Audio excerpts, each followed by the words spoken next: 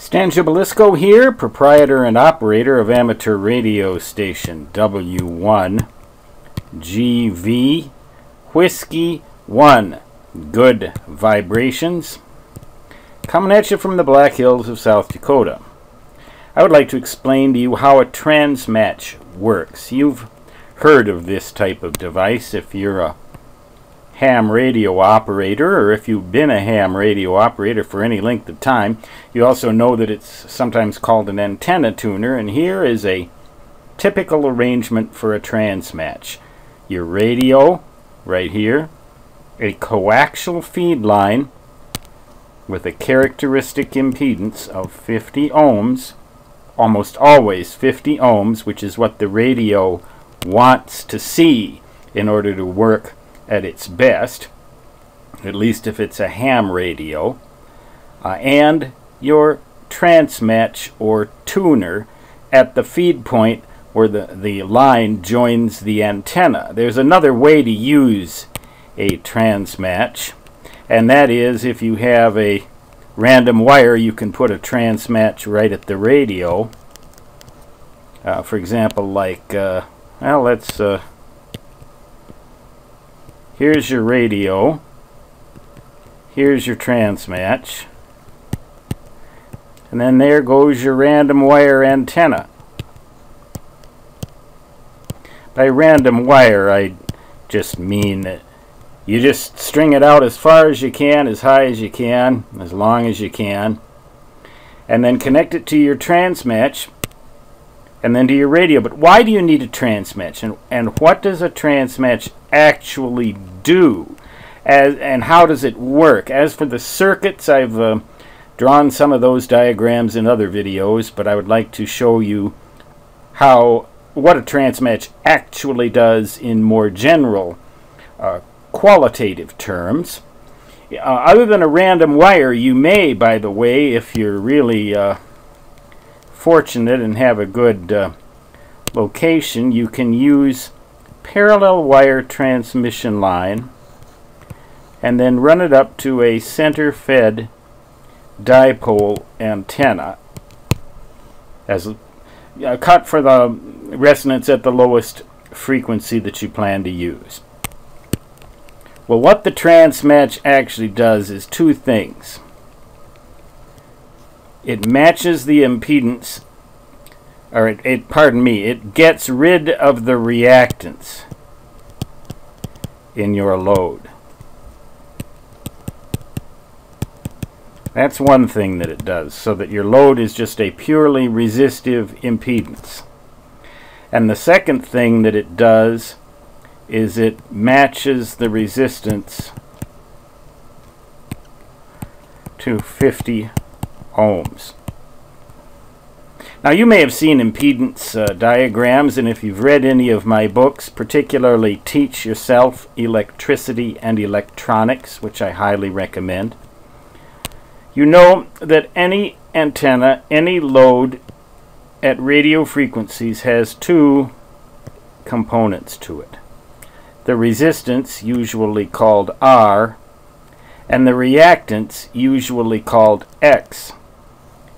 And you can plot them on the two axes of a coordinate system. Actually, there is no such thing as negative resistance, so you only have this part of the coordinate system. Positive resistance, 0, starting right there and going out. Positive reactance, which represents inductance. Negative reactance, which represents capacitance, sometimes called plus JX and minus JX. The J representing the square root of -1. And I won't get into all that math because we really don't need to know how that works to understand this. There is one and only one way that a ham radio transmitter will be truly happy, and that is if you have a 50 ohm purely resistive load. And that means, if you plot that on a coordinate system like this, where 0 goes out here, 50, 100, and so on and so on, then 50 ohms would represent a point there on this R axis. You need to have no reactance present in the total overall impedance of your load. Now usually if you have a random wire, a parallel wire line, or anything like that, you're going to have loads that fall all over this coordinate system on the right hand side.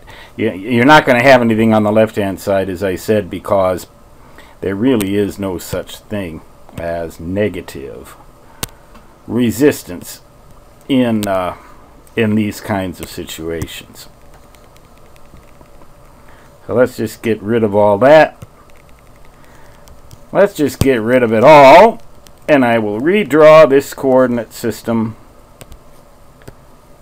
a little more meaningful way. There's your reactance, positive and negative. Zero reactance, zero resistance right there.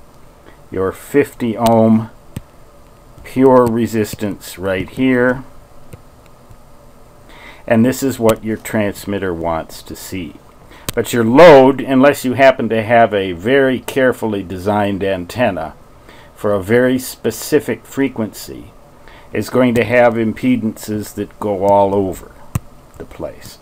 And as you change the frequency of your radio, these points are going to move all around. Occasionally you might just get lucky and see it pass through 50 ohms, but rarely. As you change bands, as you change frequencies, you're going to see impedances go all over the place. Well, a transmatch does two things. First of all, it gets rid of this.